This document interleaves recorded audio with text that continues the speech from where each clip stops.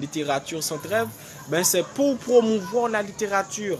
Combien de vies a-t-il dans la littérature, dans les œuvres, les auteurs qui ont consacré leur vie, Charles Baudelaire, Victor Hugo, Denis Diderot, il y avait également Montesquieu, il y avait beaucoup d'auteurs qui ont consacré leur vie dans la littérature. En fait, autrefois, il y avait un fort challenge. Autrefois, les gens réjouissaient de la littérature.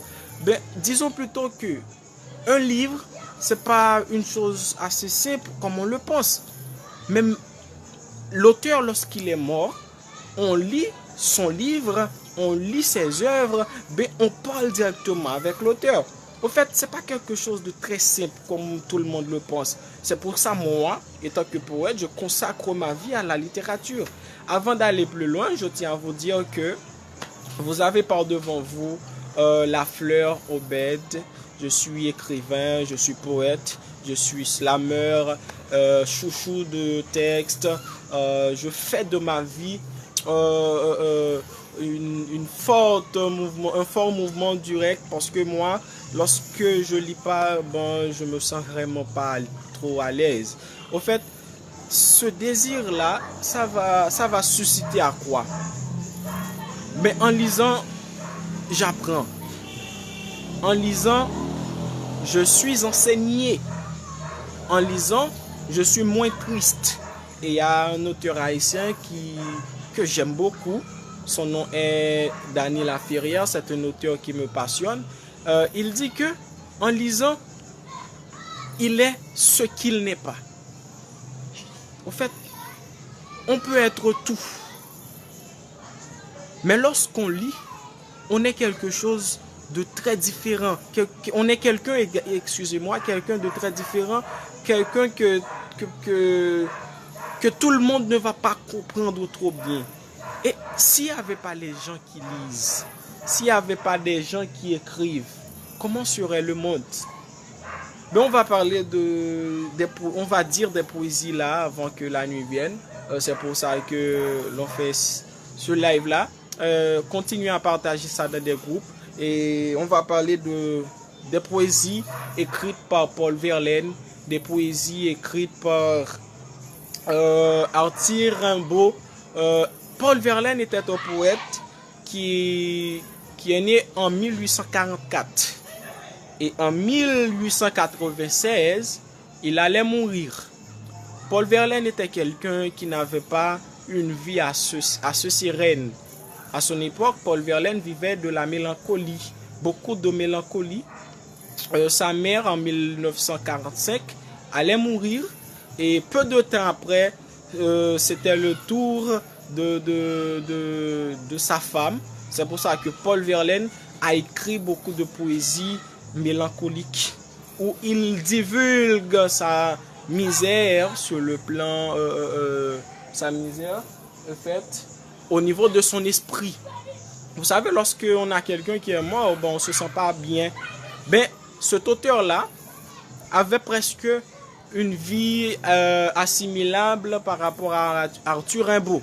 Arthur Rimbaud, c'est lui qui avait écrit ce poème qui s'intitule Roman. On n'est pas sérieux, dit-il. Quand on a 17 ans, un beau soir, foin des bocs et de la limonade, des cafés, tapageurs au lustre éclatant, on va sous les tilleuls vers de la promenade. Au fait, disons que la poésie, qu'est-ce que vous comprenez de la poésie? Qu'est-ce que vous ressentez lorsque vous lisez une poésie?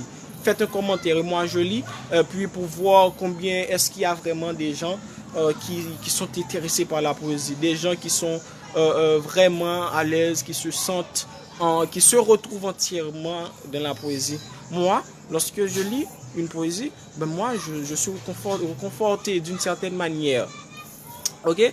Et Paul Verlaine, pour continuer avec son histoire, c'était quelqu'un comme Arthur Rimbaud. Ils ont vécu presque le même type de vie à leur époque, la mort de leur mère, ainsi que la mort, peu de temps après, c'était la mort de leur femme, en fait.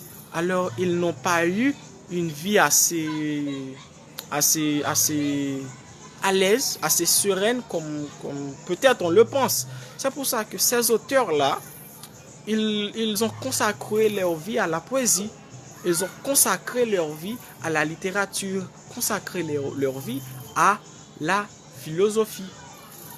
Paul Verlaine disait je ne suis pas un écrivain comme on le pense, mais il dit je suis un lecteur qui écrit. Il n'est pas seulement une personne ou quelqu'un qui écrit, mais plutôt un lecteur qui écrit. Qu'est-ce que ça veut dire au fait? Les auteurs d'autrefois, ils n'ont pas eu vraiment, je peux dire, de la haine l'un pour l'autre. Non. Imaginez bien la phrase de Paul Verlaine. Je suis un lecteur qui écrit.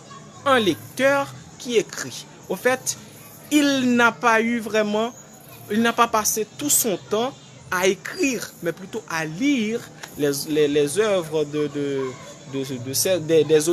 ces auteurs contemporains, au fait. Mais j'aimerais également que la littérature, à travers cette page, littérature centrale, soit propagandée. C'est pour ça que moi, étant qu'écrivain, j'ai créé cette page. Je parle de la littérature souvent, je parle également de la philosophie.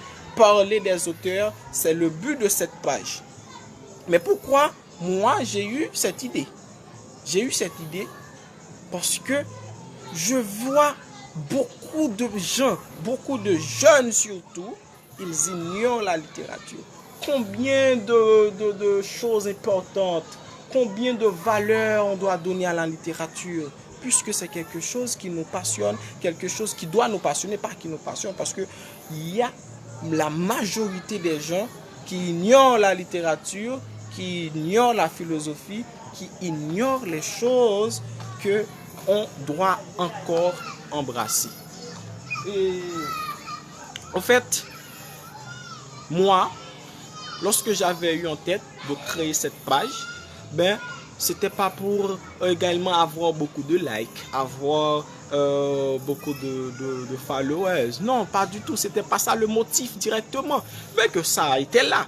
Mais c'était pas ça le plus grand motif. Mais plutôt de donner, de mettre hors mes sentiments, d'aider beaucoup de personnes à scruter le chemin de la littérature.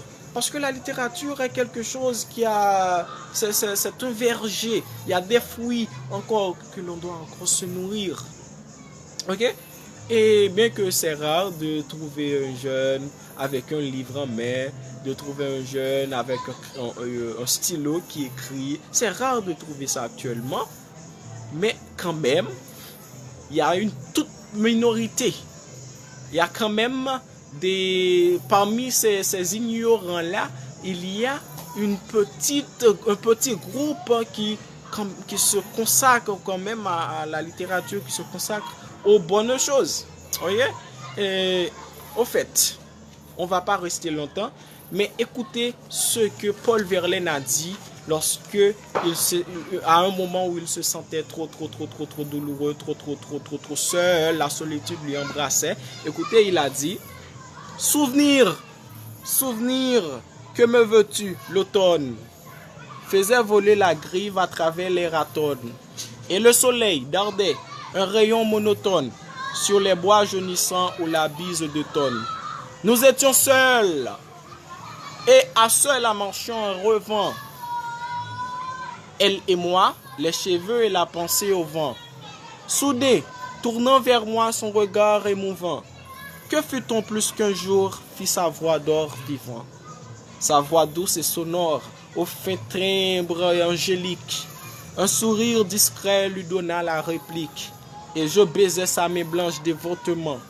Ah, les premières fleurs, qu'elles sont parfumées, et qu'il bruit avec un murmure charmant. Le premier oui qui sort des lèvres bien-aimées.